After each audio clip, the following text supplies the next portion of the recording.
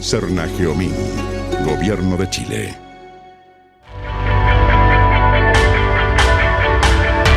In South America, a big part of Chile is in the tectonic subduction zone. The oceanic plates, Nazca and Antarctica, denser and thinner, push from the west and they submerge in a 35 degrees angle under the South American plate, lighter and thinner.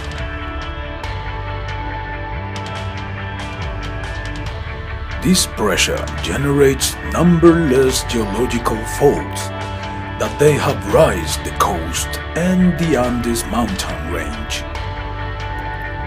This dynamic explains why in Chile have occurred the biggest earthquakes in human history. The plate subduction in the Earth mantle release hydrated minerals which contain oxygen and hydrogen in their crystal net. This originates the mantle's partial fusion, approximately 115 kilometers deep, with a temperature between 900 to 1300 Celsius degrees. This is how magma comes up and makes possible the existence of the volcanic earthquake of Los Andes, where over 180 volcanoes are all lined up in South America. In the current geological age, the volcanic earthquake is located between 225 to 360 kilometers from the oceanic fossa, having 90 active volcanoes. That is the 50% of the volcanic earthquake of Los Andes. This is why Chile is one of the countries with more active volcanoes on Earth.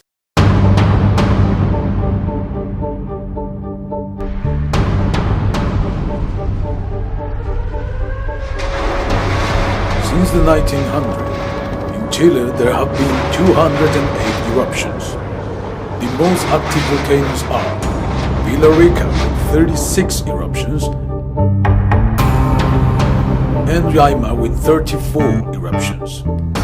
These two volcanoes are the most active in South America and they lead the hazard ranking of the active volcanoes in Chile. Then we have the Lasca with 23 eruptions,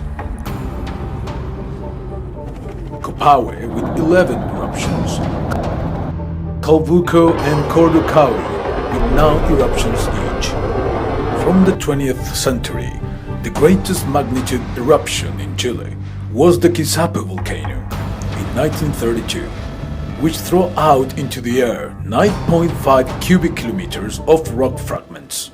This is the biggest eruption in South America since 1900. The high number of active volcanoes in Chile is the context which explains the development of the Surveillance Center, which is the one that follows more volcanoes on Earth. This is the Volcanological Observatory of the Southern Andes, which belongs to the National Geology and Mining Service in Chile. As usual in the world, development was motivated by a volcanic crisis. In 2008, the eruption of Chaiten's volcano resulted in material losses, also by a secondary flood that devastated part of Chaiten city. For this reason, financing is granted for the Chilean Volcanic Surveillance National Network. Before, only 6 active volcanoes were monitored, but now over 45 volcanoes are monitored online.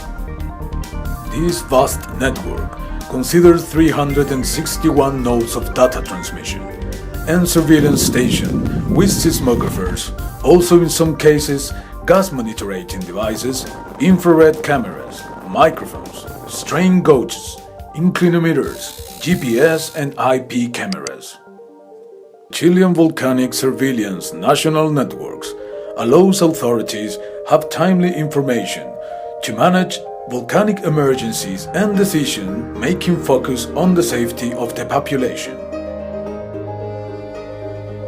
These include volcanological research, geological and volcanic hazard maps, information to the public through speech and information technologies. These embrace the consciousness and respect for the hazard areas decision-making about land use, development and practice of volcanic emergency plans and contingency plans for volcanic crises, as well as public education. All these joint efforts between government service and the community have the only purpose to reduce the risk of cities on volcanoes.